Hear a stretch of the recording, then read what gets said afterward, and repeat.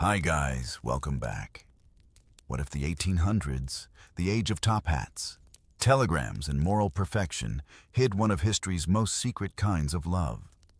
Behind the lace curtains and strict manners letters passed between men and women who could never speak their feelings aloud. Poets wrote about friendship that burned too bright to be innocent. Soldiers shared beds during long campaigns. Artists and aristocrats kept quiet relationships in plain sight, hidden behind polite society's smiles. But how did they survive in a world where exposure meant ruin? Were they rebels, romantics, or just people trying to live unseen? The clues remain in diaries, court records, and coded love poems that history almost erased. Tell me the time you're watching Morning Night or somewhere in between. And if you want history told without filters, the way it truly was, hit subscribe, no pressure. Now, let's begin. You arrive in the 1800s, an era so polished it squeaks when it walks. Lace collars, candlelight empire waistlines, and the kind of politeness that could suffocate a horse. Yet beneath that polished surface hums another world, quiet and electric, hidden in glances and coded laughter. You can almost feel it, this strange tension between decorum and desire, between corseted appearances and what the human heart actually wants. It's London first, where the gas lamps hiss, and the fog doesn't just swallow streets, it swallows secrets. You stroll down Pall Mall, the smell of damp cobblestone clinging to your boots. The men in top hats exchange subtle nods, a glance that lingers just half a beat too long. Nothing more, nothing less. Because here in the age of empire, love between men isn't simply forbidden, it's unspeakable. To name it is to ruin lives, to summon police raids and scandal sheets. So instead of open affection, the people of this hidden world master the art of suggestion. A flower pinned just so. A handkerchief folded the wrong way round.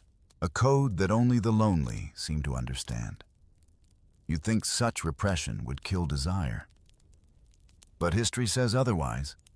Humans have a habit of building cathedrals from what they're denied.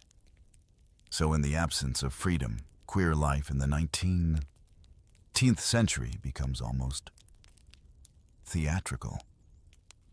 Behind curtains and in smoky taverns, people invent languages of looks, of silence, of shadows. Some dress in ways that blur the line between male and female, sometimes out of necessity, sometimes out of joy. Others gather in secret houses where for a few stolen hours they can dance, drink, and exist without the crushing weight of respectability. Even the poets and aristocrats aren't immune. Take Lord Byron, for instance. He had a reputation for sleeping with everyone and everything that moved, and a few things that didn't. His love letters to men were burned by relatives after his death. But whispers of them survived, fluttering through the salons of Europe like scandalous butterflies. When someone once accused him of unspeakable sins, Byron merely shrugged and said, "I cannot repent of what I do not consider a sin." You can almost hear the defiance in his voice, half bravado, half weary truth. But it's not just the famous. Imagine a young servant polishing silver in a manor house, feeling something he can't name for the footman beside him. Or two women running a boarding house together for 20 years, quietly sharing a bed. No one questions. History rarely wrote their names, but you can sense them between the lines of census records, in the euphemisms of companions and roommates. Of course, you can't stay in the shadows forever. The 1800s is an age obsessed with morality, with labeling everything proper. Queen Victoria's reign turns the empire into a giant etiquette manual. Anything unorthodox becomes a threat to social order. You might think that makes life unbearable, but there's irony in it too. The more society insists on purity, the more secret lives bloom underneath like mushrooms in the dark. And yet there's humor in the way repression twists itself into knots. In 1885, British lawmakers passed a law banning gross indecency between males. The wording was so vague it didn't even define the crime, because writing down what they feared might corrupt the public mind. So they criminalized an act they couldn't bring themselves to describe. You can't help but laugh at the absurdity a law made from blushes and hypocrisy. This was an age where even furniture had double meanings. In Paris, there were cafes rumored to host special clientele. In Berlin, certain barbershops had signals mirrors tilted at a specific angle, a blue flower in the window that said, "You're safe here." And in London, a particular public urinal near the Strand was infamous as a meeting spot, so much so that police posted informants disguised as janitors. You can imagine the tension of it all, the risk, the excitement, the endless pretending. Yet, through it all, love persists. Perhaps that's the most quietly heroic thing about this hidden century. Beneath the starched shirts and rigid laws, people still find ways to care for each other, to write letters in code, to hold hands when no one's watching, to live however briefly in truth. If you close your eyes, you can almost hear them. The laughter muffled behind fans, the quick footsteps in foggy alleys, the whispers that history nearly forgot. These were not just people hiding. They were people surviving. People writing the first invisible chapters of what would one day become a visible history.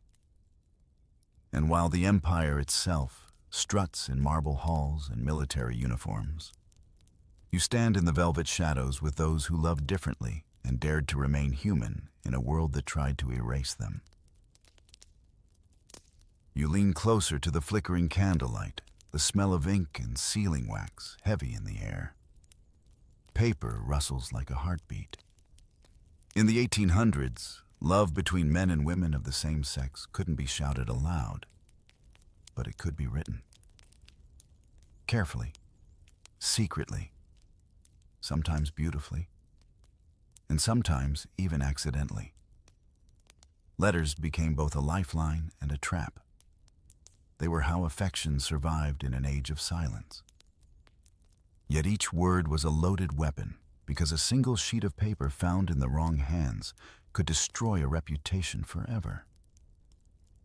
You can almost feel the tremor in the fingers of someone writing, "My dearest friend," when what they truly mean is "my beloved."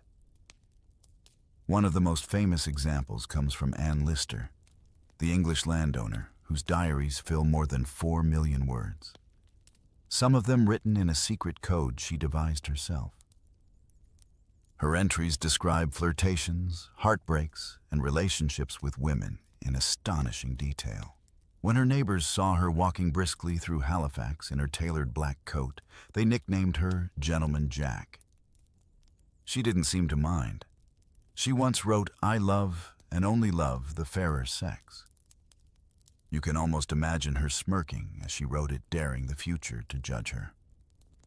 But not everyone had Anne's courage or her financial security. For most, writing meant hiding their heart behind metaphors. Poets like Walt Whitman poured their longing into lines that could be read 2 ways. His Calamus poems spoke of adhesive love, a term so tender it sounded almost medical. Yet his admirers understood. "We 2 boys together clinging," he wrote one the other, "never leaving." The critics at the time brushed it off as manly friendship.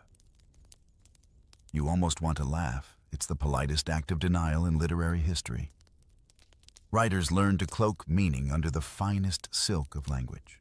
Oscar Wilde would later perfect this art. But even decades before him, coded affection was everywhere.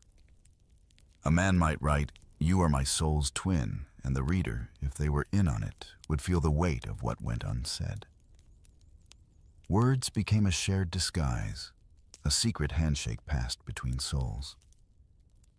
You think of how strange that must have felt to live in a world where love itself had to be encrypted. It's like trying to write poetry underwater, every letter blurring and dissolving, but still refusing to disappear. Even scientists got tangled in the subtext. The naturalist Karl Heinrich Ulrichs, one of the first people to publicly speak about same-sex desire, coined the term "urning" to describe a male soul in a male body. He sent his pamphlets out across Europe in secret envelopes, knowing that every copy risked arrest. Still, he wrote, "I am proud to be an urning." It's a small sentence, but it feels like a thunderclap in the silence. Of course, not all letters were so careful. The archives of European police departments are filled with confiscated notes, sometimes tragic, sometimes hilarious. In one British trial from the 1870s, prosecutors read aloud a man's love letter as proof of indecency. It wasn't explicit at all, just tender.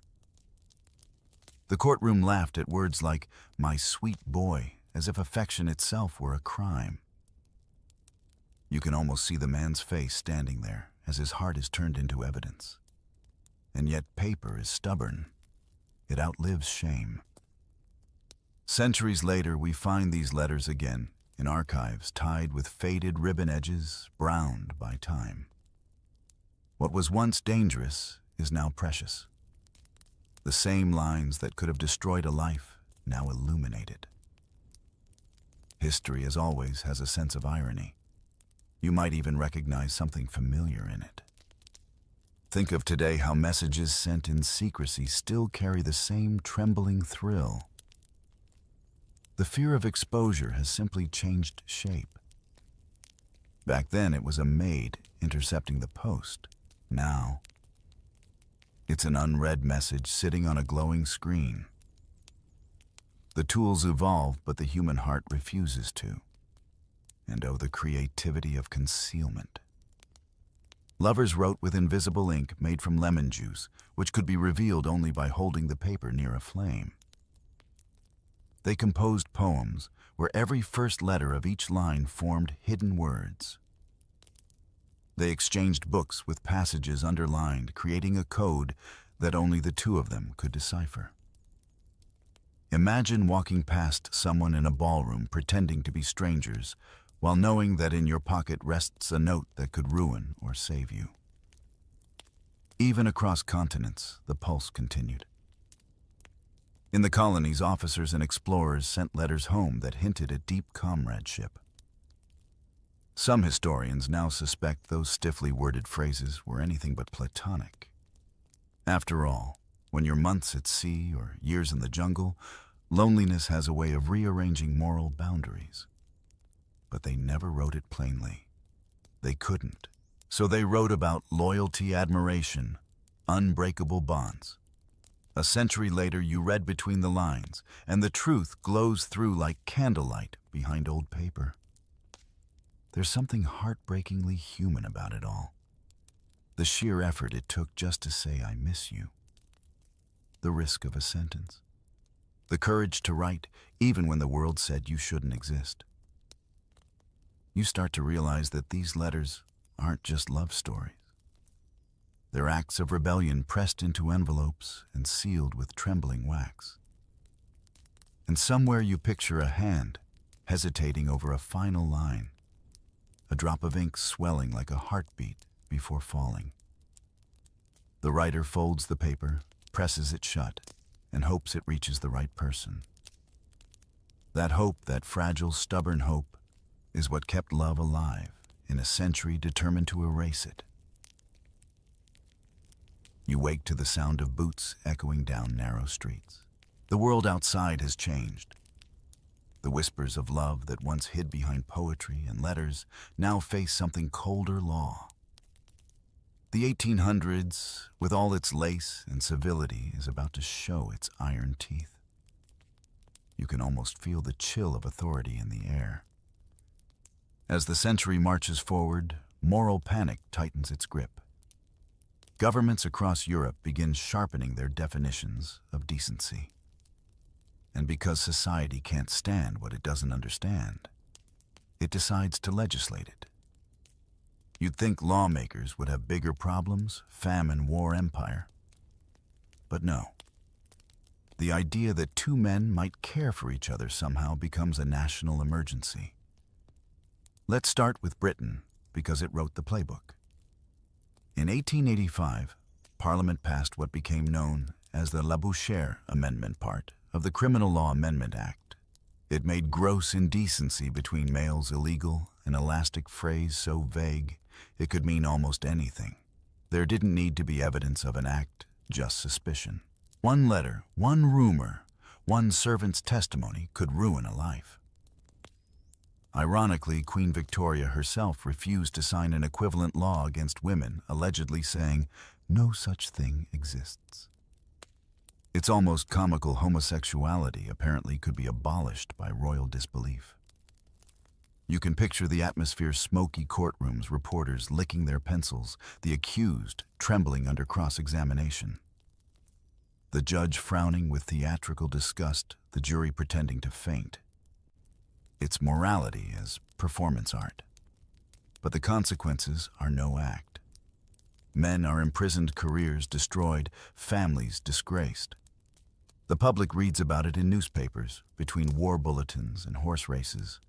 Scandal cells. Across the Channel, France has a slightly different tune. After the Revolution, Napoleon's penal code omitted any laws against same-sex relations, technically making France one of the few European countries without such bans. Sounds enlightened, doesn't it? But don't be fooled. Police still raided gathering places, still kept secret lists, still ruined lives quietly without the bother of trials. It's repression without paperwork. Meanwhile, in Germany, the infamous paragraph 175 arrives in 1871. It criminalizes unnatural indecency between men, a phrase that would outlive empires. You could be a decorated soldier, a respected teacher, a quiet bookkeeper, and still find yourself in a cell for a private moment of tenderness. The Prussian state prided itself on order, and what could be more chaotic in its eyes than human desire. You can sense how fear begins to reshape society. Men avoid friendship that looks too close. Women who share homes are whispered about. Even art changes. Painters remove touch, writers dull their metaphors. Actors moderate their gestures. The world tightens its collar and looks away. And yet the harder the law squeezes, the more inventive the heart becomes. Hidden meeting spots multiply. In London, there are molly houses, taverns, and private rooms where men meet in secret. Police reports describe them with scandalized fascination, men in wigs, dancing, laughing, calling each other by feminine nicknames. The authorities saw decadence. History sees resilience. Sometimes the persecution reaches absurd heights. In one documented case, a young man in Dublin was accused of suspicious walking because he strolled through a park too often. No witness, no act, just vibes. He was acquitted, thankfully, but the newspapers made sure his name was known. You wonder how many people after him stopped walking that same path, afraid their footsteps might be mistaken for confession. This is how law works. In that century, it doesn't just punish, it teaches fear. It convinces you to police yourself. You begin to understand why people of that time became masters of disguise. A gentleman could sit in Parliament by day and sneak into secret clubs by night. A maid could write tender poems to another woman and hide them in a Bible. Survival required choreography. And then came Oscar Wilde. The world remembers his wit, his velvet jackets, his impossible charm. But it was his trial in 1895 that tore away the last veil. Charged under that same gross indecency law, Wilde stood in court and, rather than deny, defended love as the love that dare not speak its name. For a brief, dazzling moment, beauty confronted hypocrisy. And hypocrisy is always won. 2 years of hard labor broke him. Yet his words outlived the sentence. "Each man kills the thing he loves," he once wrote. You can't help but think he knew that from experience. It's tempting to look back and judge them, to wonder why no one rebelled sooner. But you have to remember, rebellion wasn't always loud. Sometimes it looked like a coded note or a smile that refused to fade. Sometimes it was simply living one more day without apology. So you picture yourself walking those streets again, past the carriages and shop windows, under posters declaring moral reform. You feel the weight of the laws, invisible but suffocating. And yet, somewhere in the distance, a laugh rings out from behind a shuttered window, a sound that shouldn't exist, but does anyway. That's the paradox of this century. Every law meant to erase love only proves it existed in the first place. Fog presses against the gas lamps of London like damp wool. You hear the clop of horses, the jingle of harnesses, the distant hiss of steam trains, yet beneath it all hums something secret. The year is somewhere in the mid-1800s, and this city with its coal smoke and carriages, its grandeur and grime, hides more stories than it can ever tell. You think you know Victorian London, prudish polished morale to the marrow. But wait until you see what happens after midnight, when the empire's heart of virtue starts to beat to another rhythm entirely. You drift through Soho, where the fog smells faintly of gin and regret. The pubs here aren't just pubs, they're theaters of disguise. A man might stroll in wearing a crisp cravat, order a drink, and slip into a back room where a conversation changes dialect. By day he's a clerk or barrister. By night he's part of an invisible brotherhood bound not by name, but by recognition. A raised eyebrow, a tap on the bar, the smallest brush of a hand, all tiny signals in a language older than law. These hidden corners became what the newspapers of the day sneeringly called molly houses. The police described them as dens of depravity. But if you walked in without judgment, you'd see something else entirely: joy. Men dancing in petticoats, yes, but also laughter, tenderness, storytelling. A place where for a few hours the world's rules dissolved and people breathed freely. The raids would come, the arrests would follow. But somehow the next week, the same laughter returned. It's remarkable, isn't it, how persistence can outlast punishment? You might picture one of those figures now, a tailor from Whitechapel who saves a few pennies for his Friday disguise, or a messenger boy who slips in to watch, not to join, just to feel that flicker of belonging. These were not flamboyant rebels, they were survivors. In a society built on appearances, invisibility became their armor. Outside respectability strutted in top hats and sermon tones. But inside, under gaslight, a quiet revolution brewed. People formed coded circles, the Uranian poets with their discreet sonnets, the aesthetes with their brotherhood of beauty, the men who met in Hyde Park at dusk, pretending to discuss politics, while their eyes told other stories.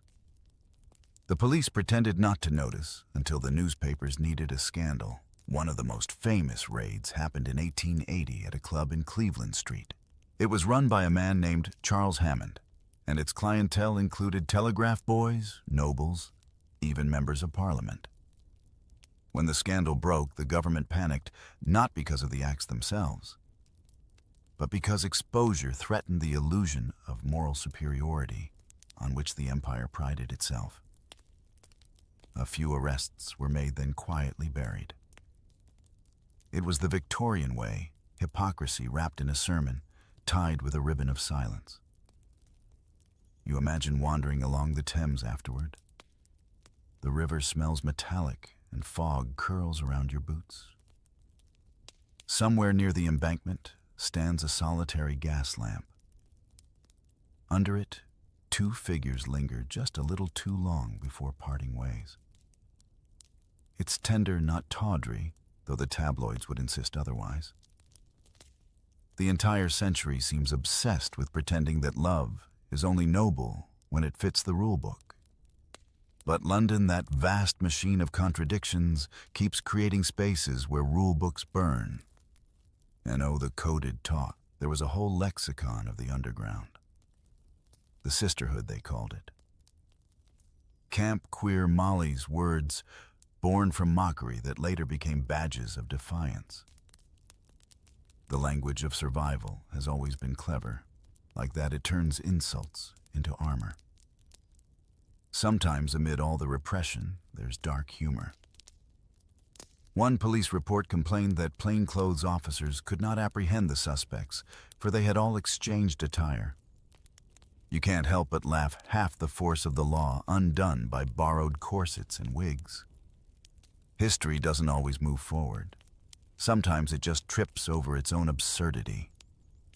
You pause by a newsstand. Headlines scream about moral decline, yet the same papers quietly profit from voyeuristic curiosity. The Pall Mall Gazette prints exposés about immorality in the city, while its editors sell record copies. Scandal, as it turns out, is good business. Still among the grime and hypocrisy, something quietly sacred takes shape. A culture of coded courage.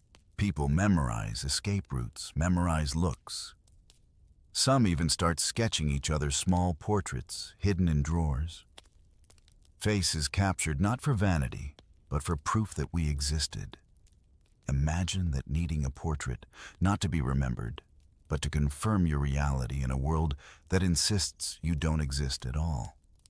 The streets themselves seem to conspire in secrecy alleys named half-moon court taverns called the Blue Posts, and private rooms that lock with hidden bolts. London unknowingly becomes a map of resistance. And though no one will call it that, yet you can sense it, the faint hum of solidarity of people who refuse to vanish entirely. You can almost hear it now, laughter echoing off damp brick walls, the rustle of silk borrowed for disguise, the nervous heartbeat of those who choose love over safety. The fog thickens, the lamps glow dim, and you walk on past the policemen, past the sermons, into the living pulse of a city that's far more human than its laws. Paris doesn't hide its secrets, it dances with them. You cross the Channel and step into a city that smells of tobacco, wine, and rebellion. Here everything feels louder, brighter, more unapologetically alive. If London is a locked diary, Paris is an open confession written in perfume and laughter. You arrive in Montmartre, the bohemian hill where art and vice share a table and toast each other with cheap champagne. The lamps burn yellow against the mist, and accordion music drifts through the air like smoke. You glance into a cabaret, maybe the Chat Noir or the Moulin Rouge, and see a blur of velvet skirts, painted eyes, and the kind of joy that only exists when people stop pretending. On stage, men dress as women, women as men, and the crowd cheers not in scandal, but in delight. It's a carnival of inversion, temporary risky, but intoxicating. France had long abandoned the old sodomy laws after the Revolution. So technically what happens here isn't a crime, but technically doesn't mean safe. The police keep lists. The press invents moral panic when sales drop. Still, for a few decades, there's breathing space, a fragile window where queer lives can bloom before science and scandal slam it shut again.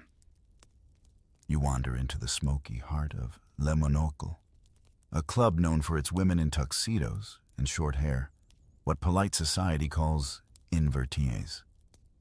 They dance together beneath a huge glittering mirror. One of them catches your eye and winks. You feel both welcome and warned. These women build a world that refuses definition. To outsiders, they're an oddity. To each other, they're proof that freedom exists, even if only until dawn. The cafes of the left bank hum with the chatter of writers who, knowingly or not, build the modern language of love. Baudelaire, Verlaine, Rimbaud, their verses bleed with intoxication, jealousy, tenderness between men. Rimbaud once wrote to Verlaine, "Come, dear great soul, we call each other and we go." He was 17. Verlaine was married. Their affair was chaos ending with a pistol shot and prison. But out of that wreckage came poetry that still smells of sweat gunpowder and longing. You wonder how much art was born, not despite taboo, but because of it. There's something different in the air here. Paris doesn't sanctify love, it scandalizes it. And maybe that's what makes it freer. Behind the velvet curtains of salons and artist lofts, same-sex desire finds language, brushstrokes, and rhythm. You walk past a studio where Henri Toulouse-Lautrec sketches cabaret performers, men in makeup, women in suits, the lines between them blurring into elegance. Nearby, Sarah Bernhardt, the most famous actress in the world, lounges in a man's suit, cigarette between her fingers, smiling like she knows every secret ever whispered. She famously kept female lovers and shrugged when questioned, saying, "My heart is like the sea. It contains many fish." You can't help but admire the audacity. But Paris is not all glitter. Outside the cafes, the city grows darker. The working-class quarters are full of soldiers, sailors, and laborers who find their own coded corners. The docks along the Seine become a theater of stolen moments, kisses traded between men who'll never speak of it again. Some do it for money, some for company, some for the quiet thrill of being seen. It's messy, human, and real. Meanwhile, the police try to catalog the unclassifiable. Files appear, dossiers labeled pederastes, full of addresses, descriptions, occupations. The state may have abandoned punishment, but it hasn't abandoned surveillance. It's the same hypocrisy in a new suit fascination disguised as morality. Still, art keeps pushing boundaries. Painters like Gustave Courbet and Jean Delville fill their canvases with mythic, sensual bodies, quietly celebrating what religion calls forbidden. The symbolists turn desire into allegory, creating gods and angels who look suspiciously like the men in the audience. Paris, always ahead of its time, teaches the world that repression can't kill beauty, it just changes its costume. You think of modern parallels. The drag shows, the underground clubs, the way cities today still pulse with secret languages. Isn't it strange how history keeps repeating, not like a mirror, but like a rhythm? What they whispered under candlelight, people now post with cautious emojis. The technology changes. The courage doesn't.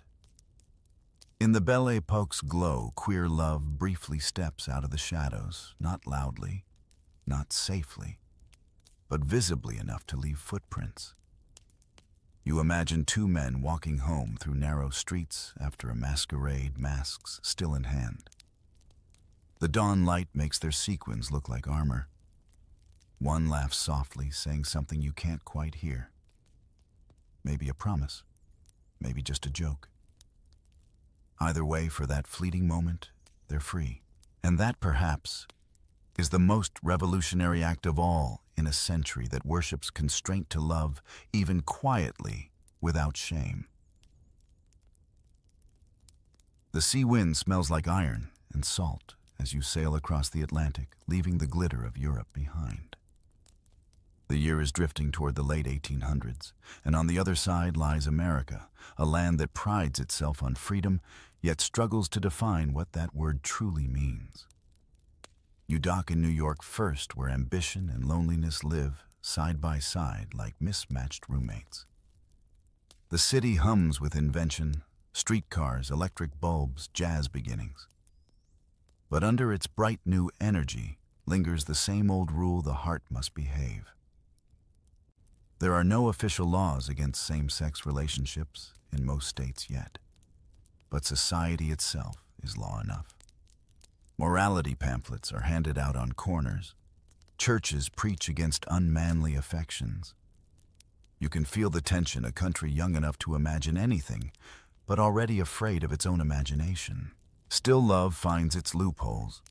In parlors and tenement rooms, in university dorms, and army barracks, bonds form that history would later call romantic friendships. The phrase sounds delicate, doesn't it? A polite disguise for passion. Two men sharing rooms for decades. Two women buried side by side. The world called them companions, spinsters, roommates. But if you look closer, you see devotion that no euphemism can quite cover. You visit the home of Charity Bryant and Sylvia Drake, who lived together in Vermont from 1807 until their deaths, their neighbors calling them the ladies.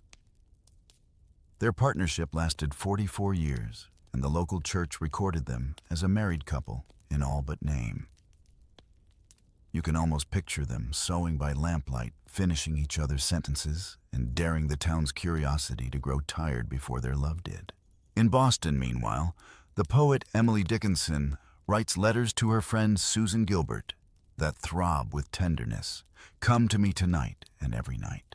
Scholars still debate their meaning as if centuries of male editors simply can't imagine that a woman might have loved another woman that much. You smile at that, how history insists on calling passion friendship when it wears the wrong dress. Across America, something quietly radical is taking shape. The idea that affection between the same sex could be dignified, even noble. The Boston marriages of educated women, many teachers, writers, reformers, gave them both emotional and financial independence. They lived together often in pairs, running schools, founding charities, and traveling abroad. The public, unsure how to label them, looked the other way. You can almost hear the whispered calculations, 2 unmarried women. Perhaps it's just practical. And that polite blindness became their freedom. The same pattern emerges among men, though cloaked in military camaraderie and artistic brotherhood. Walt Whitman's Leaves of Grass continues to spread its quiet revolution. When asked about the manly love in his poems, he simply smiled and said, "I have written what I have written." It's the kind of answer that both hides and reveals everything. His readers, especially soldiers returning from the Civil War, found in his words a reflection of the bonds they couldn't name. The trenches had made them intimate with death. Whitman gave them permission to be intimate with life. You travel next to the Midwest, where industrial towns grow faster than morals can keep up. Boarding houses, filled with single men who work together, live together, and often share one narrow bed to save money. Historians call it economic necessity, but you sense that not all warmth in those rooms came from practicality. People are always inventing new excuses for affection. And then there's New Orleans, ever the exception, ever the masquerade. In this port city, sailors, Creoles, and freedmen create a blend of culture the rest of America doesn't quite understand. The French Quarter becomes its own little Paris music, drink, and danger.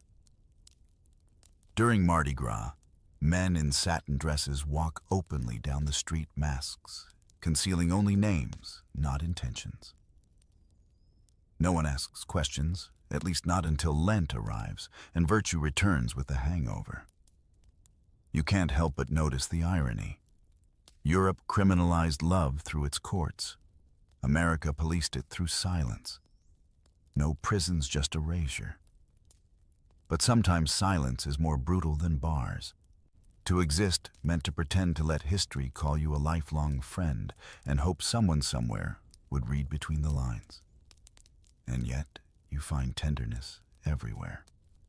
A photograph from the 1870s shows 2 young men, arms linked, gazing directly into the camera. Their expressions are calm, almost defiant. They couldn't have known that one day their picture would be studied as evidence of early queer affection. They were just 2 people trying to preserve a moment. Another image shows 2 women in starched collars, one resting her hand gently on the other's shoulder. The caption reads only, "Together, 1888." sometimes that single word is enough. You pause to imagine them, these unnamed lovers of the Gilded Age, watching trains depart, exchanging pressed flowers, composing letters they'll never dare to send. It's heartbreak, yes, but also something beautiful, proof that love is like water. It fills whatever space it's given.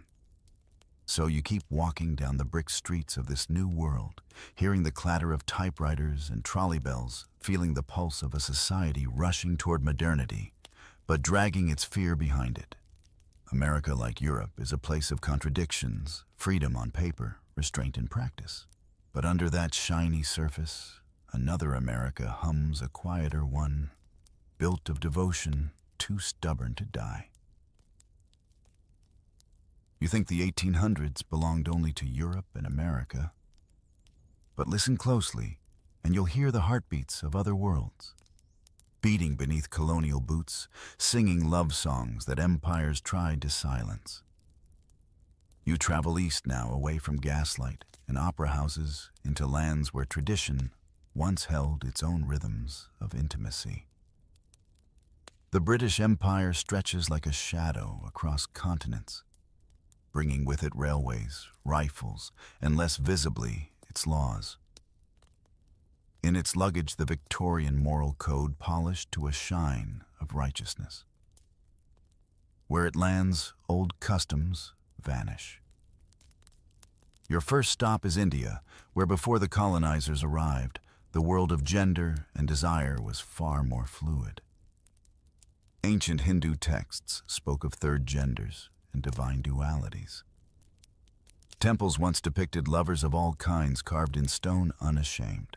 But in 1861, the British wrote Section 377 into the Indian Penal Code, criminalizing carnal intercourse against the order of nature. You can almost hear the ink drying, the sound of centuries of culture being rewritten overnight. The law would survive long after the empire itself crumbled. You imagine a court in Calcutta ceiling fans, whirring a British magistrate declaring a man unnatural. Behind the language of justice lurks arrogance, the belief that Western morality is universal. But nature, as always, doesn't sign treaties. Desire still flickers in hidden rooms, under palm fronds in quiet courtyards. Some scholars whisper of friendships between colonial officers and their Indian assistants, relationships written out of official reports, but hinted at in private letters. The irony is almost unbearable. The empire that criminalized love often practiced it in secret.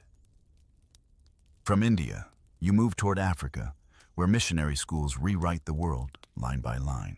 Traditional same-sex bonds, once woven into initiation rites, warrior brotherhoods, and community roles, are condemned as sinful.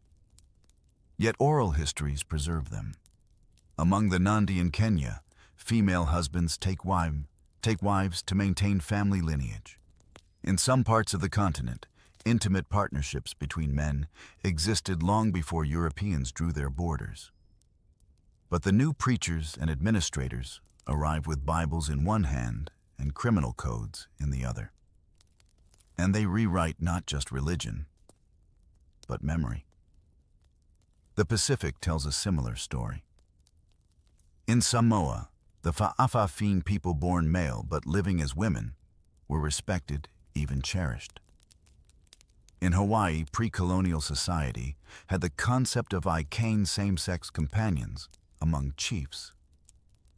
Love was not taboo, it was tradition. But by the late 1800s, missionaries arrive armed with the moral vocabulary of Victorian England. Savagery, they call it. Perversion. You can feel the cultural amnesia setting in the erasure, working like acid. There's an almost tragic irony to it all.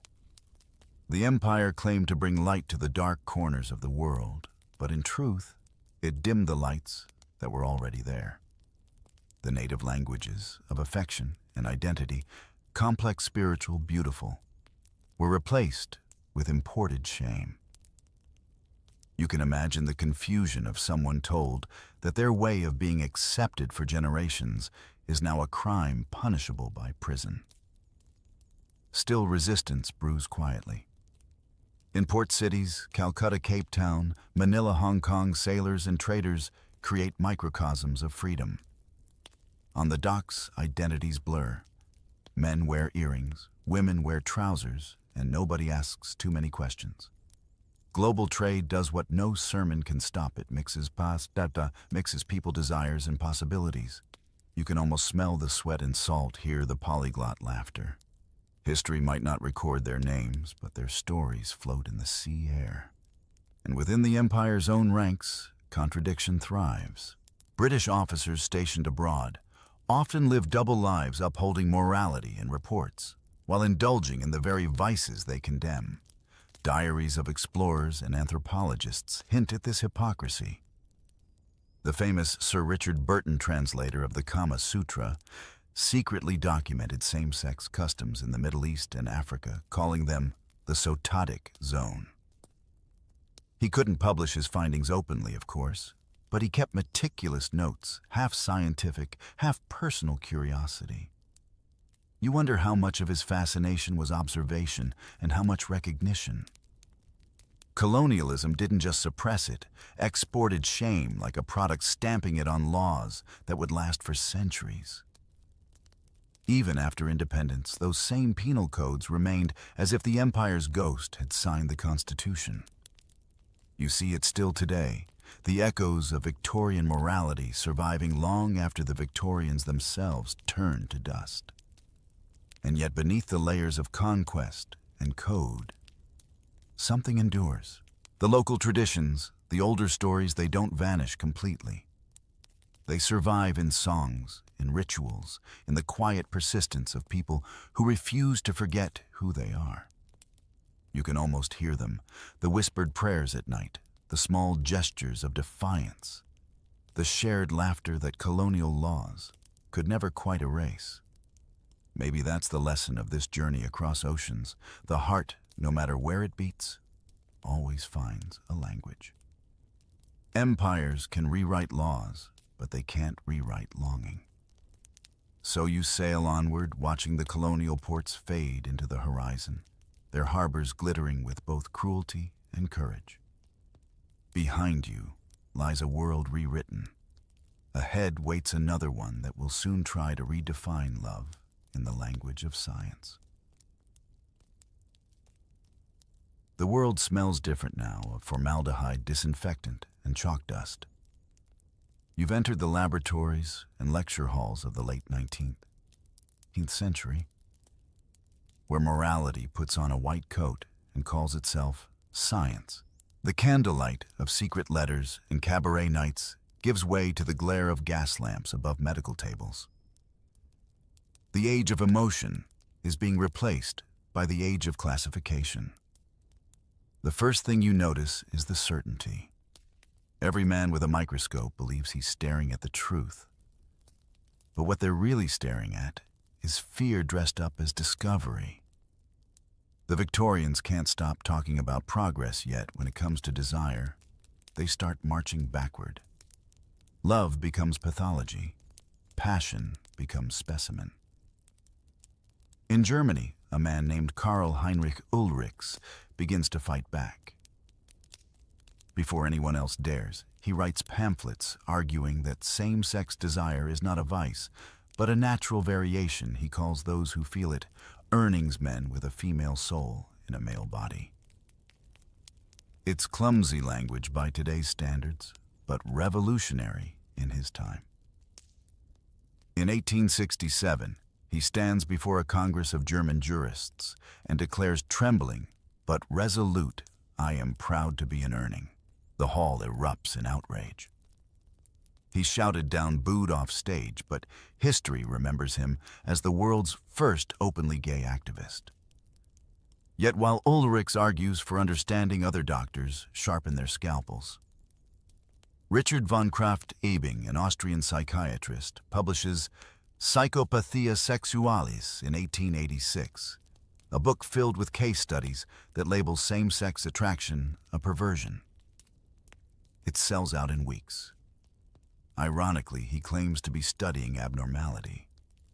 But in doing so, he documents an entire subculture, diaries, letters, confessions that otherwise would have been lost. Each case he lists is a life forced into scientific Latin. A poet who loves his friend becomes case 145, male inversion of affectional instinct. You can almost hear the cold pen scratching away humanity. Then comes Magnus Hirschfeld, another German doctor who dares to challenge that cruelty. He collects thousands of personal histories, studying people with compassion instead of contempt. He coins the term transvestite not as insult, but as description. He argues that gender and sexuality exist on a spectrum. His Institute for Sexual Science, founded in Berlin in 1897, becomes a sanctuary for those the world calls unnatural. Photographs show him smiling with his staff doctors, patients, even artists, all working toward understanding. It feels like a fragile miracle. Of course, not everyone shares that spirit. Across Europe, medical theories begin leaking into the law. Judges start quoting psychiatrists to justify punishment. One man is sentenced to treatment instead of jail. Another is committed to an asylum for life. Rehabilitation, they call it. You can almost feel the irony burn. The state no longer calls it sin, it calls it science. But the cage is the same shape. Still, the conversation shifts. What was once moral panic becomes a medical debate, and debates unlike panics can be argued. The human heart, once condemned from the pulpit, now takes its chances under a microscope. You wonder if that's progress or just a different kind of prison. Science's gaze spreads beyond Europe. Anthropologists begin cataloging sexual customs of colonized peoples with the same fascination they reserve for butterflies. Their tone is clinical. Their motives mixed part curiosity, part control. Sir Richard Burton, ever the adventurer, maps the sototic zone, claiming same-sex behavior thrives in tropical climates, as though love were a disease spread by humidity. It's laughable now, but at the time, it gave empire yet another excuse to moralize. Even the arts feel the tremor of this new knowledge. Writers start describing characters not as sinners, but as patients. Novels whisper about inverts and unnatural instincts. The word homosexual itself appears for the first time in 1869, coined by a Hungarian journalist, Karl Maria Kertbeny, who wanted to humanize those like himself, but the term quickly becomes a label. A diagnosis, something to categorize rather than understand. You can almost feel the moment language shifts. The love that dared not speak its name now has a name, but it's spoken through clenched teeth. You pause in one of those lecture halls, oak benches, chalk squeaking on slate, and listen to the arguments. A young student hesitates before asking, "But sir, what if they are happy?" The professor frowns, adjusts his spectacles, and writes aberration on the board. There's no room for happiness in his equation. Yet outside in the streets of Berlin and Paris, life keeps contradicting theory. Men still meet under lamplight. Women still write letters sealed with perfume. The body refuses to obey the textbook. And sometimes the textbook itself rebels. A few brave scientists quietly begin to agree that homosexuality might be innate, not chosen, not sinful. A variation, not a vice, Hirschfeld insists. The phrase becomes a small flame in the darkness. You look around and realize something subtle but profound. By turning love into data, society accidentally preserves it. Every report, every diagram, every case study meant to pathologize has become evidence that these lives existed, that they were not aberrations, but people. When history lost the letters, science kept the files. And from those files, one day, understanding will be rebuilt. So you step out of the laboratory into the cold evening air. The moon looks indifferent, as it always does. But beneath its light, people still reach for one another, still invent names for feelings too big for any theory. The scientists may measure, dissect, define, but they can never cure what was never a disease. You step into a salon, heavy velvet curtains, cigar smoke curling like thought laughter, rippling through the air like champagne bubbles. The century is nearing its end, and yet something astonishing begins to bloom. Against the backdrop of repression, art becomes rebellion. And rebellion, in turn, becomes beauty. Painters, poets, and composers, those eternal misfits, start turning what society calls shame into something radiant. They do not write manifestos, they write sonatas. They do not shout protests, they paint bodies in impossible light. In this new aesthetic rebellion, queerness hides in plain sight, not as confession, but as creation. Oscar Wilde is here, of course. How could he not be? His laughter fills the room before you even see him. He wears a green carnation on his lapel, his private signal, his joke with friends. A symbol of artifice, he says, smiling, because nature is rarely right. His plays are filled with secret codes, witty banter that tiptoes around forbidden truths. Society adores him until it doesn't. His trial in 1895, you recall, wasn't just about his private life.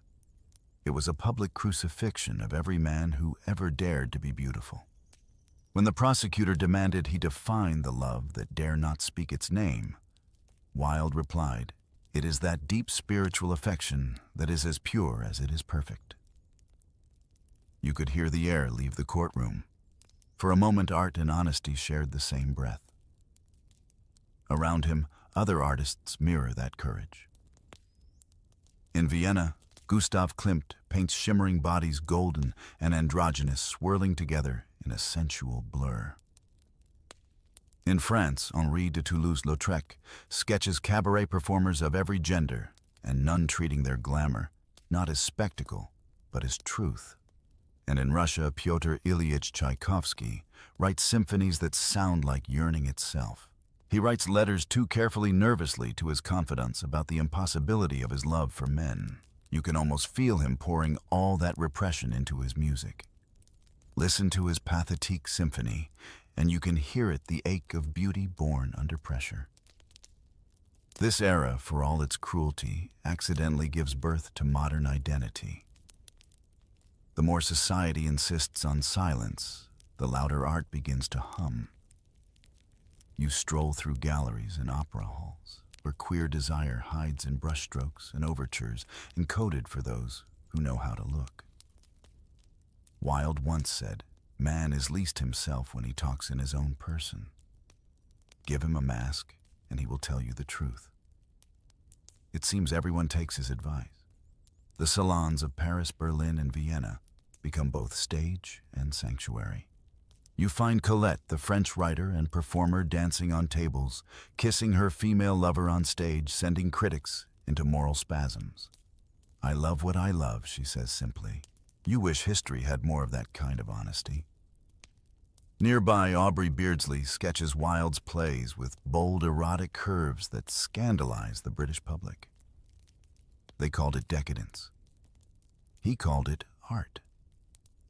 Even the photographers of the age, experimenting with new technology, capture intimacy in ways the world hasn't yet found words for. Wilhelm von Gloeden in Italy takes portraits of young men draped in classical robes, their gazes calm, unapologetic.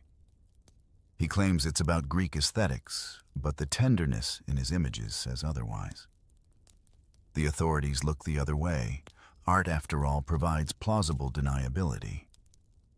You notice something almost miraculous, the shift from hiding to hinting. Queer artists no longer bury themselves entirely. They leave clues. A gesture in a self-portrait, a dedication line in a book, a whispered joke in a letter. Every clue becomes a lifeline to the future. You standing here now can read them like breadcrumbs through time. Of course not. Everyone gets away unscathed. Some lose careers, others their freedom, still others their sanity. Wilde dies in exile, muttering, "Either that wallpaper goes, or I do." Tchaikovsky's death remains shrouded in mystery. Some say cholera, others a coerced suicide to avoid scandal. It's tempting to see only tragedy. But to do that would be to miss the defiance that runs like a secret melody beneath their endings. You think about how in every generation, artists take what is forbidden and make it unforgettable. They can't change the law, so they change the imagination. They transform disgust into curiosity, fear into fascination, silence into applause. When society finally begins to understand queerness in the 20th century, it will be because these artists planted the seeds in its subconscious. You pause before a painting, a simple portrait of two men sitting close, one resting a hand on the other's knee. No title, no names. But the tenderness is unmistakable. Somewhere a critic will write that it suggests friendship. You almost laugh. Yes, friendship. That most convenient word. Outside the city glows with new electricity, literally and metaphorically.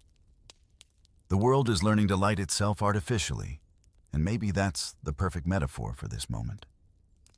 Artificial light reveals what natural daylight hides. It's garish, yes, but it's honest.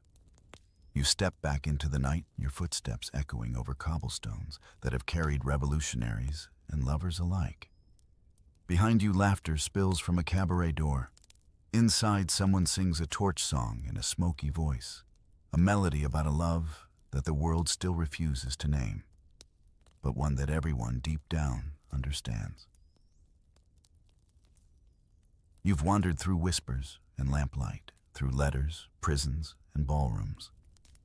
But now, as the 1800s flicker toward their end, something changes in the air. The silence starts to crack. What was hidden begins to hum faintly but firmly, like a heartbeat beneath the floorboards of history. The century closes with a strange contradiction, repression at its peak, and yet awareness rising like dawn. People who once thought they were alone now begin to recognize each other in coded words, in art, in courage. The unnatural starts to realize it is simply human. You can feel it, this quiet awakening. The scandals of Oscar Wilde's trial still echo through Europe. But in their shadow, others pick up the pen, the brush, the banner. The shame that once kept everyone silent has cracked open a conversation. In Berlin, Magnus Hirschfeld's Scientific Humanitarian Committee, founded in 1897, begins collecting petitions to repeal anti-gay laws. It's the first organized movement for homosexual rights in recorded history. Their motto, justice through science. A bit stiff, perhaps, but it's a beginning. You can almost see the meetings rooms full of thinkers and dreamers talking softly so the neighbors won't hear. They know they might not see freedom in their lifetimes, but perhaps someday someone will. Hirschfeld writes, "Love is as varied as the people who feel it." A simple sentence, but it sounds like a prophecy. Elsewhere in England, the shock waves from Wilde's trial ripple into new conversations about morality and hypocrisy. Journalists begin to question whether laws against indecency belong in a modern society. They write cautiously, using euphemisms like the problem of the intermediate sex. But the fact that they write at all is revolutionary. Public debate has replaced silent persecution with words, and words, as history has shown, have a way of outliving everything. You return to Paris once more. The Belle Époque glitters on, but the laughter feels more knowing now. Artists keep playing with boundaries. Sculptors mold androgynous forms. Writers pen ambiguous loves, musicians weave melodies that sound like confessions. The underground is no longer a single hidden room. It's a network stretching from city to city, bound together by courage and curiosity. Across the ocean, America prepares to enter a new century, its cities swelling its voices, multiplying. The Boston marriages continue quietly, their residents growing old together in mutual devotion. Walt Whitman dies in 1892, but his legacy lingers like incense perfuming a future that will rediscover him as a prophet of queer humanity. And beyond all these visible figures, countless invisible ones, servants, soldiers, sailors, nuns, laborers, carry their truths quietly through the decades. The history books won't name them, but they are the scaffolding on which freedom will one day stand. You stop for a moment and think about the pattern of it all. 1,000 hidden threads running through a century of steel and empire, slowly weaving into something strong enough to resist erasure. It's almost poetic a society obsessed with control gives birth to identities it cannot contain. Science once used to condemn now begins to defend. Writers start asking whether inversion might be innate rather than immoral. Artists continue to paint, compose, and write their way toward honesty. And in the quiet corners of cities and colonies, small communities of trust form circles of people who begin to say, "We are not alone." The 19th century doesn't end with revolution. It ends with a murmur, a whisper in many languages. English, German, French, Hindi, Swahili, Hawaiian, all saying the same thing: we exist. The old world doesn't collapse. It simply becomes porous. Its walls begin to leak light. You imagine standing on the threshold of 1900, watching the gas lamps flicker out as electric bulbs blink awake. It's more than a technological shift. It's symbolic. The world is changing how it sees. Illumination itself is evolving. For centuries, queer lives had to hide in the soft glow of secrecy. Now, even if faintly, there's a harsher, brighter light coming. Exposure can be terrifying, but it also means visibility. History rarely grants happy endings, but it offers continuity. The courage of the 1800s, the poets who wrote in code, the lovers who risked it all, the scientists who defied ridicule, becomes the soil from which 20th century movements will grow. Without their whispers, there would be no marches. Without their secrets, no speeches. You look back over the century you've just walked through, from Byron's rebellious laughter to Anne Lister's coded diaries, from Wilde's courtroom defiance to Hirschfeld's scientific petitions. Each moment, small as it seemed, carved a path forward. They didn't know it, but they were writing the prologue to modern identity. And maybe that's the gentlest truth this story offers. Progress doesn't always roar. Sometimes it sighs. Sometimes it hides behind curtains, or dances in disguise, or writes letters in invisible ink, but it moves always forward. You close your eyes and listen the faint echo of carriage wheels, the murmur of salons, the scratching of pens, the heartbeat of those who dared to love. The century is over, but their courage remains lingering in every shadow waiting to be seen. And now you know the untold history, not of shame, but of persistence. Not of sin, but of survival. Because even in the darkest century, love refused to whisper forever. As the century's final gas lamps fade, the world shifts again, this time, not in secret, but in smoke. The hum of hidden love gives way to the roar of engines, and the quiet salons of art are drowned by factories. Steel's soot and sweat rewrite progress itself, birthing a new story, the dark side of the Industrial Revolution. The first thing you notice isn't the sound, it's the smell. Thick, oily smoke snakes through the morning air, and you realize the sunrise no longer glows gold, but burns dull gray, as if the sky itself forgot how to wake up. Welcome to the dawn of the Industrial Revolution, where nature clocked out and the machines clocked in. You cough once, twice, and wonder if the air tastes like burnt toast every morning. How did anyone ever think this was progress? You trudge along cobblestones slick with soot. The ground crunches beneath your boots, not gravel, but coal dust, ground fine as powder. Every doorway exhales steam. The world feels alive, but not in a comforting birds and butterflies way. It's alive the way a sleeping beast breathes slow, heavy, and hungry. Factories stretch down the horizon, their chimneys spewing clouds like volcanic spires. You can't tell where the earth ends and the smoke begins. Inside one of those red brick giants, iron gears spin with mechanical rhythm, chka chka chka, the heartbeat of a new age. You pause, mesmerized by the motion. It's hypnotic, almost beautiful. Then the door opens, and a wave of heat slaps your face. Rows of men, women, and children hunch over spindles, each movement a blur. They don't speak. The machines are too loud for words.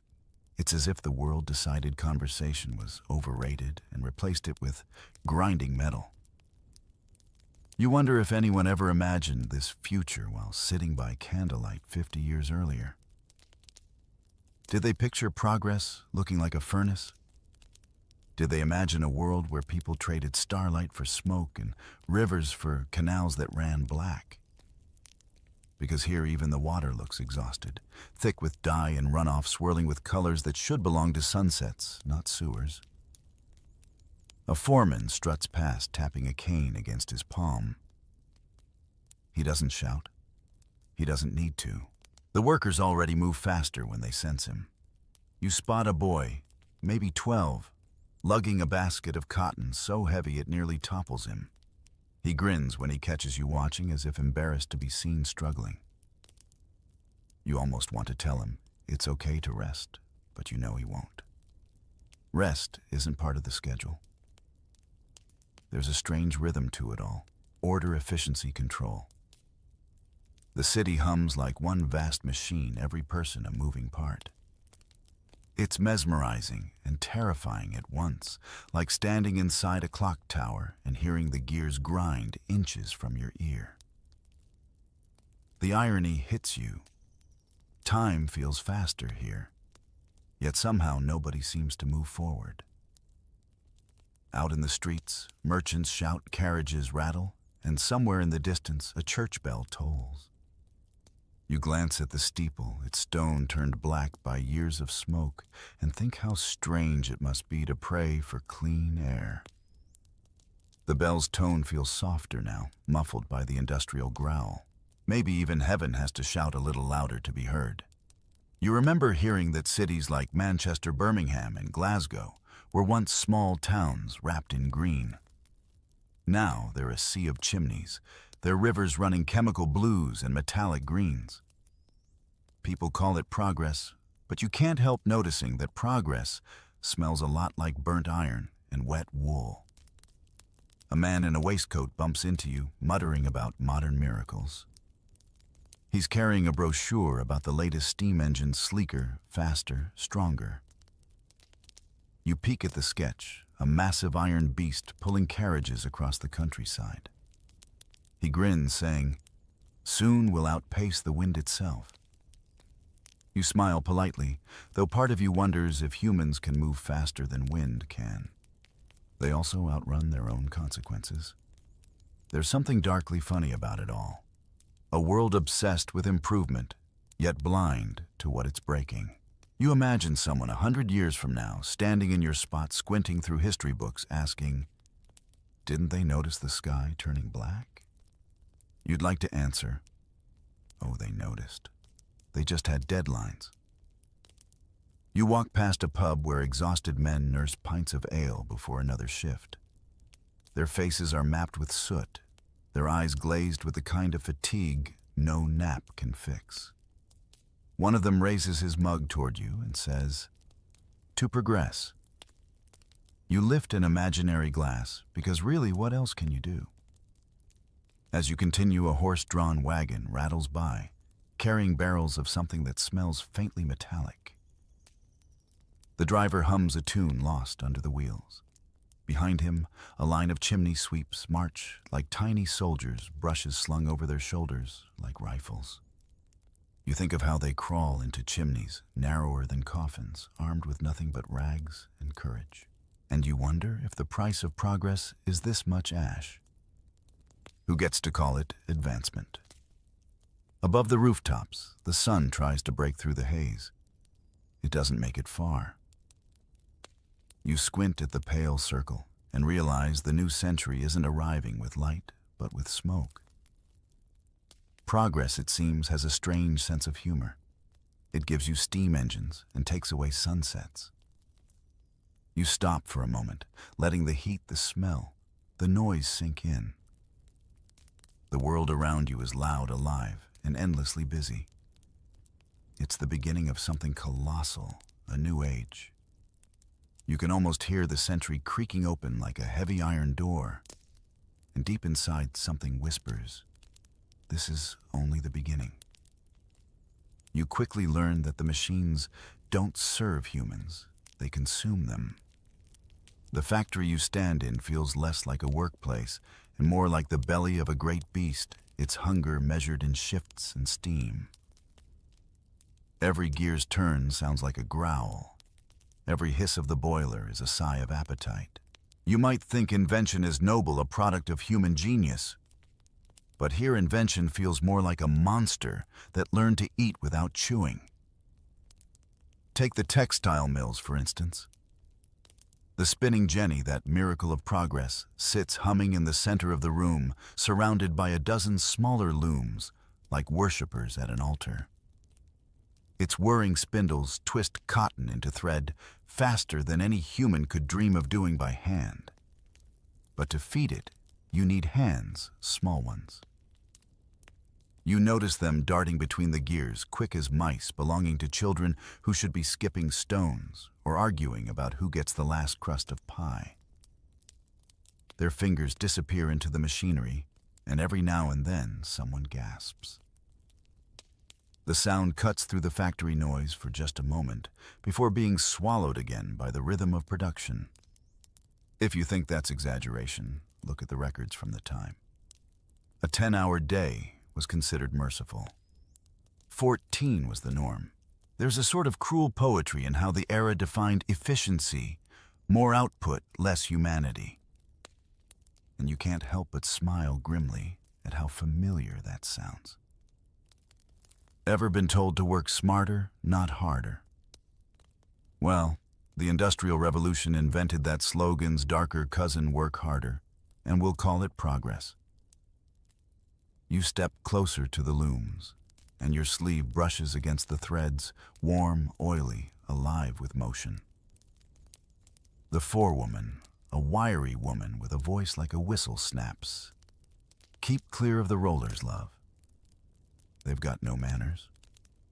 You laugh softly, though her face isn't joking. She's seen what happens when a sleeve or braid gets caught. The machine doesn't stop, it only stutters just long enough for someone to scream.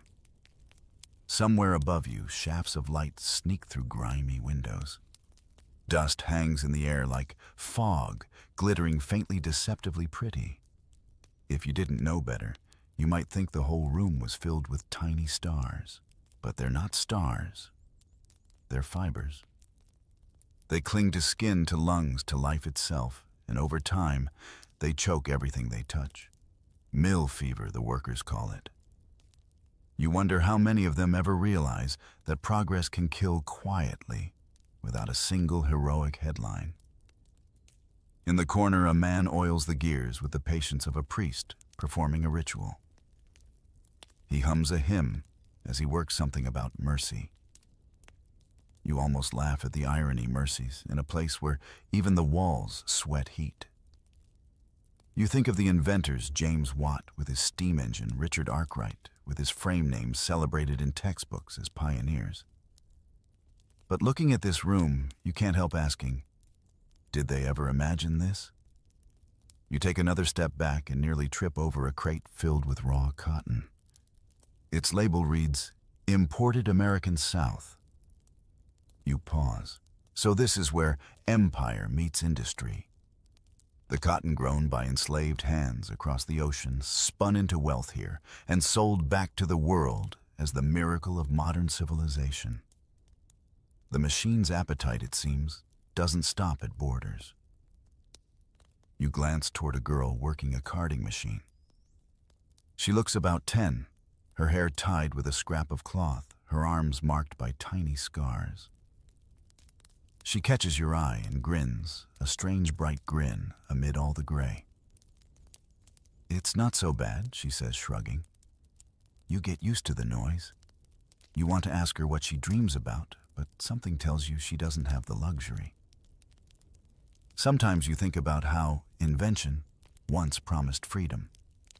The printing press freed ideas. The compass freed travelers. The steam engine, it freed no one. It bound people to schedules, to timetables, to whistle blows that divided their lives into shifts. Imagine living by a bell that doesn't tell time, it commands it. You can almost hear the whistle in your ears, sharp and cold, cutting through thought itself. There's an odd sort of pride among the workers, though. We make the world move. One man shouts over the din, his grin streaked with grime. And he's right. They do. These factories are birthing the modern age, one thread, one piston at a time. But as you look at his trembling hands, you realize the modern age has teeth. If you close your eyes, the sound of the machines almost becomes a symphony, chaotic, relentless, oddly rhythmic. It's easy to imagine why people back then saw beauty in it. The problem is, beauty can be blinding. For every man who marvels at a steam engine's elegance, there's a child somewhere coughing up soot. Maybe that's the cruel genius of the Industrial Revolution. It made suffering look efficient. You're told it's for progress, for growth, for civilization's sake. And so you keep walking through the smoke, watching the machines spin and hiss. And you wonder if the world ever learns to feed its inventions without feeding on people too. You follow the small footsteps, this time the ones half the size of your own, leading down a narrow corridor between clattering machines. The air is thick with lint. It tastes dry metallic like the inside of a coin purse. The floor trembles under the rhythm of looms above, and your ears buzz from the constant clack, clack, clack. You can't help but duck, though you're nowhere near the spinning belts. That's what noise like this does. It makes you flinch, even when there's no danger close. A small figure crawls out from beneath a loom. You blink.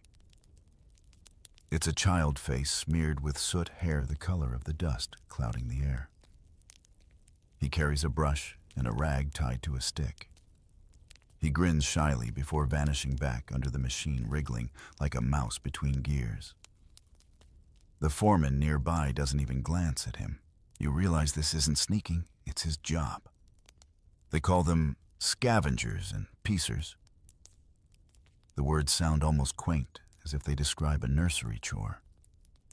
But scavengers crawl under the spinning frames while they're still running, collecting bits of cotton so nothing goes to waste.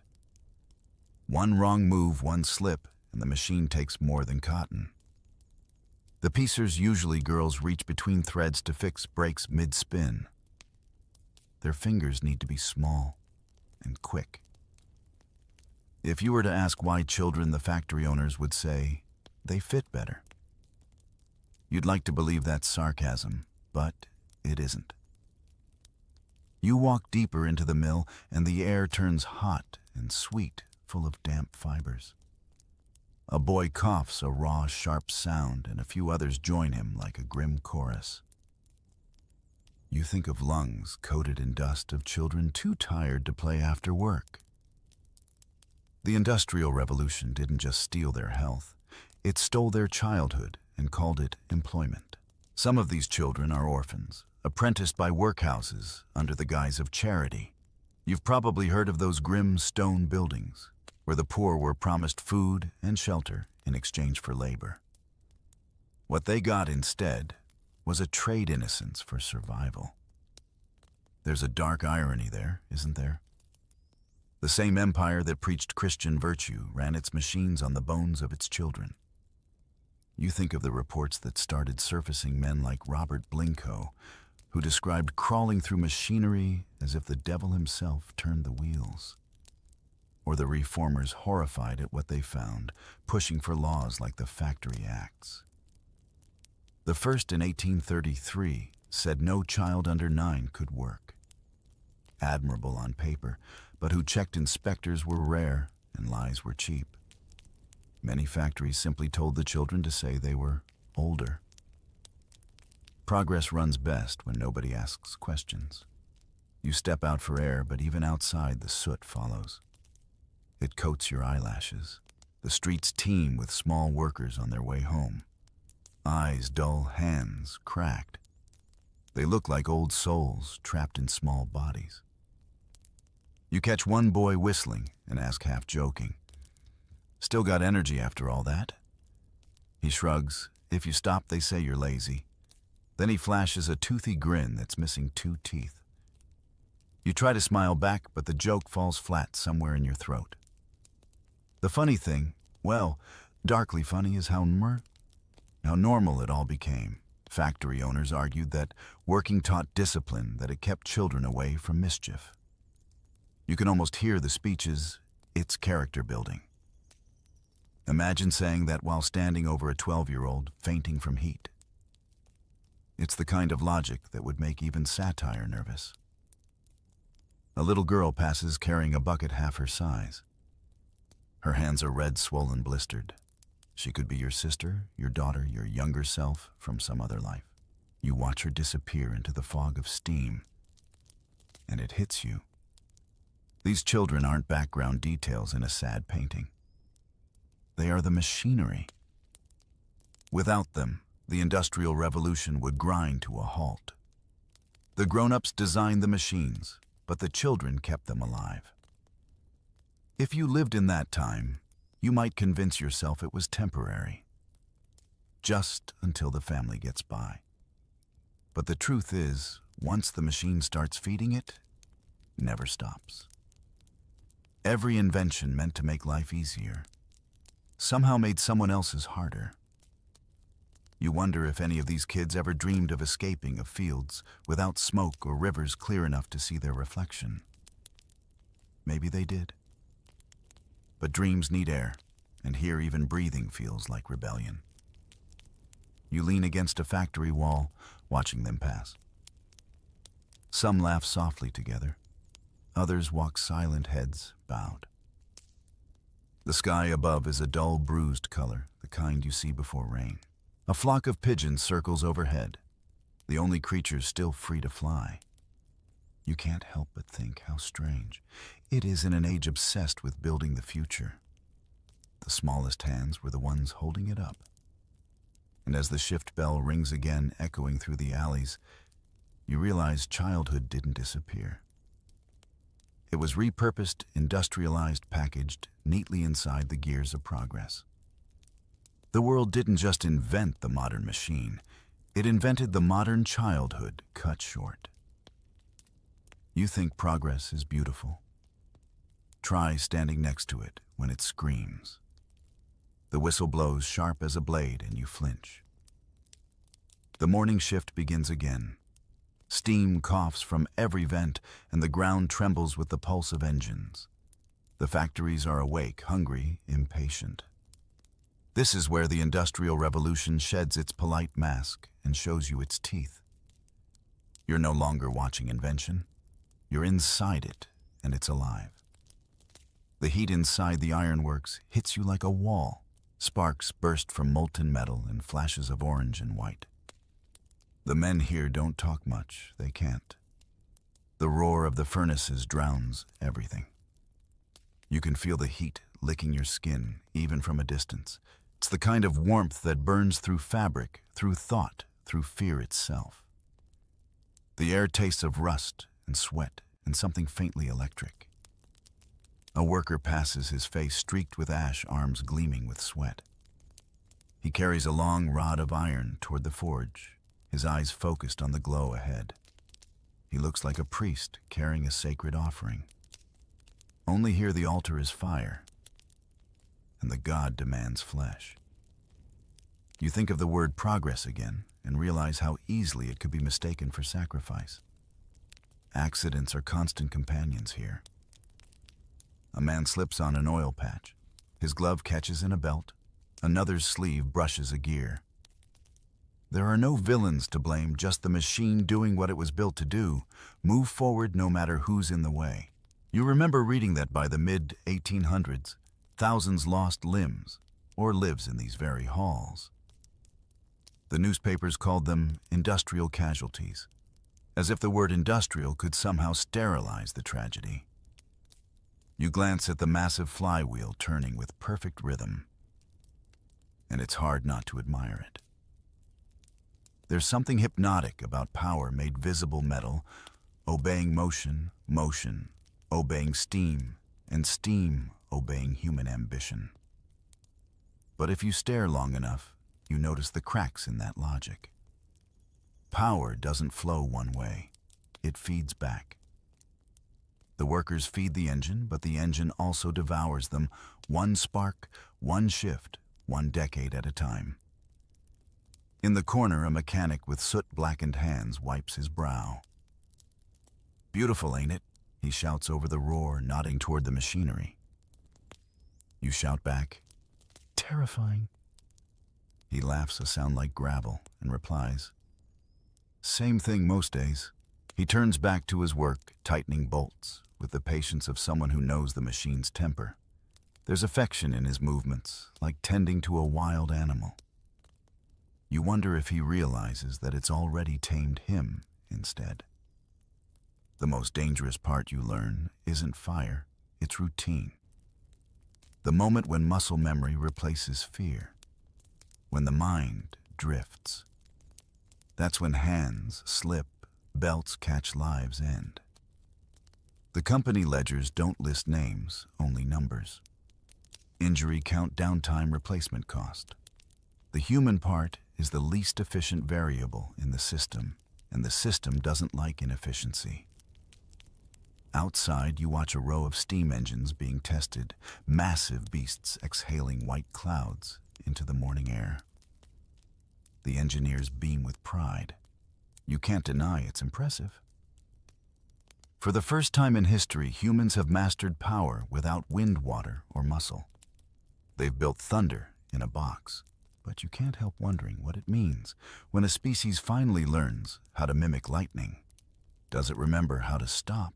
The railways stretch across the countryside, cutting through green fields and quiet villages like veins of iron. People call them miracles.